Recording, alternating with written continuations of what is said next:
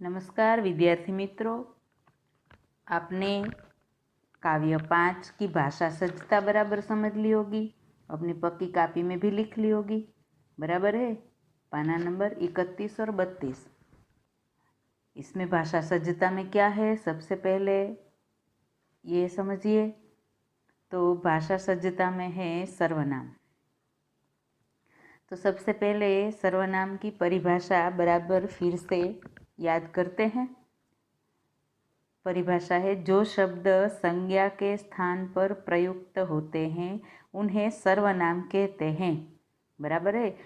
संज्ञा के स्थान पर जिस शब्द का प्रयोग किया जाता है उसे सर्वनाम कहते हैं। तो उसके प्रकार के बारे में आज जानेंगे। बराबर है। तो सर्वनाम प्रकार 1, पुरुषवाचक सर्वनाम। पुरुषवाचक सर्वनाम सबसे पहले समझते हैं। जब हम बातचीत करते हैं तो कभी अपने बारे में, कभी श्रोता के बारे में, तो कभी तीसरे व्यक्ति के बारे में बात करते हैं। अतः बातचीत करते समय हम 3 प्रकार के शब्दों का प्रयोग करते हैं। कैसे 3 प्रकार के? तो अपने बारे में, कभी श्रोता सुनने वाले के बारे में, या कभी तीसरे अन्य व्यक्ति के बारे में जिसकी हम बात करते होते हैं। इस प्रकार हम 3 प्रकार के शब्दों का प्रयोग करते हैं। तो उसी 3 प्रकार के शब्दों का प्रयोग किया जाता है, उसी के तीनों प्रकारों को हम पुरुषवाचक सर्वनाम कहते हैं। 3 प्रकार के शब्द कैसे? तो उत्तम पुरुष, बोलने वाला। जब हम बातचीत करते हैं तो जो बातचीत करता होता है वह अपने बारे में, अपने लिए, अपने नाम के बदले में कौन से शब्द का प्रयोग करता है?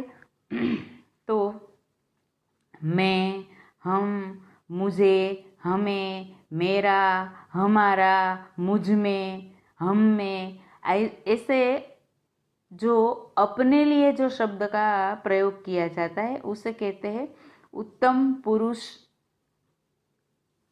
बराबर है। अब दूसरा है मध्यम पुरुष।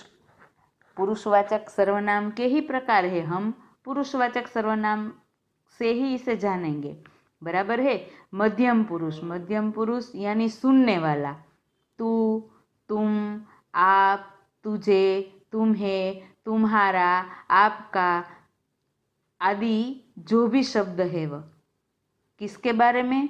तो सुनने वाले के बारे में। तो बोलने वाला उत्तम पुरुष, सुनने वाला मध्यम पुरुष, और अन्य पुरुष, अन्य पुरुष यानी जो बोलने वाला भी नहीं है, सुनने वाला भी नहीं है, वहाँ वह है ही नहीं, किसी अन्य स्थान पर है, उसके बारे में बात की जाती है, तब ऐसा कहा जाता है अन्य पुरुष। ऐसे शब्द को अन्य पुरुष कहा जाता है सर्वनाम के बारे में। तो ऐसे शब्द कौन कौन से हैं? तो वह, वे, उसे, उन्हें, उन्होंने, इन्हें, इनको, उनको, उसको, जो भी शब्द है आदि सब अन्य पुरुष के लिए उपयोग में लाए जाते हैं। बराबर समझ में आ गया? तो सर्वनाम का पहला प्रकार है पुरुषवाचक सर्वनाम। पुरुषवाचक सर्वनाम यानी जो बोलने वाले के बारे में, सुनने वाले के बारे में या अन्य व्यक्ति के बारे में जब बातचीत होती है, बोलने वाला बोलता है, सुनने वाला सुनता है, तो उनके लिए जो शब्द प्रयोग किया जाता है, बोलने वालों के लिए जो शब्द प्रयोग किया जाता है या अन्य व्यक्ति के लिए जो शब्द प्रयोग किया जाता है उसे पुरुषवाचक सर्वनाम कहा जाता है। अब भाषा सज्जता का प्रश्न 4 है, उसे फिर से एक बार दोहराते हैं, पढ़ते हैं, समझते हैं, सुनते हैं। बराबर है। तो प्रश्न 4, वाक्यों को पढ़िए और बोलने वाले, सुनने वाले और अन्य व्यक्ति को सूचित करने वाले जिन सर्वनाम शब्दों का प्रयोग किया गया है उन्हें अलग छांट कर बल्ले में लिखिए। बराबर है। तो यहाँ पुरुषवाचक सर्वनाम है। जो भी शब्द हम सर्वनाम अलग छाटेंगे वह पुरुषवाचक सर्वनाम है। तो मुझे बल्लेबाजी में मज़ा आता है, यहाँ मुझे शब्द है, यह सर्वनाम है। मुझे किसके बारे में है? तो बोलने वाले के बारे में है। तो मुझे है यह पुरुषवाचक सर्वनाम है। कैसा है? तो उत्तम पुरुष, बराबर है। हम मैच जीत गए, हम है बोलने वाले के बारे में है। बोलने वाले के बारे में जो शब्द है वह उत्तम पुरुष है, तो हम उत्तम पुरुष, बराबर है। तीसरा है तुम अच्छे क्षेत्र रक्षक हो, तो तुम सुनने वाले के लिए है, तो तुम मध्यम पुरुष है। तुम्हारी गेंदबाजी का जवाब नहीं, तुम्हारी सुनने वाले के बारे में कहा गया शब्द है, तो तुम्हारी यह मध्यम पुरुष है।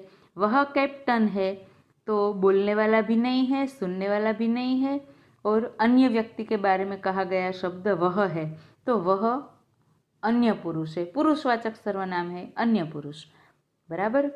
उसने एक लंबा छक्का लगाया, तो उसने बोलने वाला भी नहीं है, सुनने वाला भी नहीं है, अन्य व्यक्ति को सूचित करता है उसने शब्द, तो अन्य है, अन्य व्यक्ति को सूचित करने वाला है, तो वह अन्य पुरुष है, पर है पुरुषवाचक सर्वनाम। तो बराबर समझ में आ गया। प्रश्न 4 आपने लिख लिया होगा। अब आप फिर से इसका पुनरावर्तन कर लेना। सर्वनाम, तो जो शब्द संज्ञा के स्थान पर प्रयुक्त होते हैं, प्रयोग में लाए जाते हैं, उन्हें सर्वनाम कहते हैं। पहला प्रकार है पुरुषवाचक सर्वनाम। पुरुषवाचक सर्वनाम बोलने वाले के लिए, सुनने वाले के लिए और अन्य व्यक्ति के लिए जब उपयोग में लाया जाता है उसे पुरुषवाचक सर्वनाम कहा जाता है, बराबर है। अब प्रकार 2 निजवाचक सर्वनाम। तो कुछ सर्वनाम शब्दों का प्रयोग स्वयं के लिए किया जाता है तथा जिनसे निजत्व या अपनापन का बोध होता है उन्हें निजवाचक सर्वनाम कहते हैं। तो ऐसे शब्द कौन कौन से हैं, जरा उदाहरण के स्वरूप में देखेंगे। मैं स्वयं चला जाऊंगा, स्वयं अपने आप खुद, ऐसे शब्द है जो निजत्व अपनापन का बोध कराता है। मैं स्वयं, निजत्व का बोध है। वह कोई व्यक्ति कहता है मैं स्वयं चला जाता हूँ, मैं स्वयं चला जाऊंगा, तो निजत्व का बोध कराता है।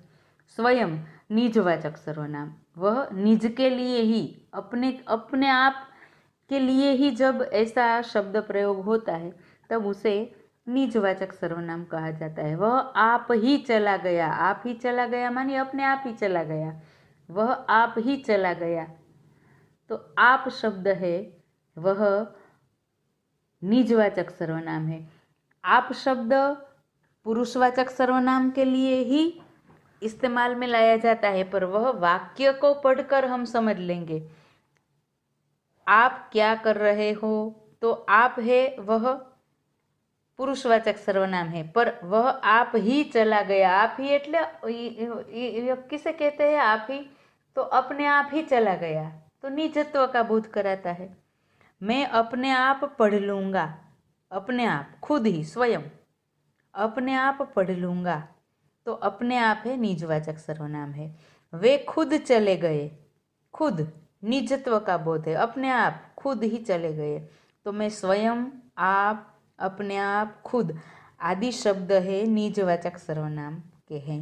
बराबर समझ में आ गया। पुरुषवाचक सर्वनाम और निजवाचक सर्वनाम दो हमने आज बराबर पढ़ लिए हैं।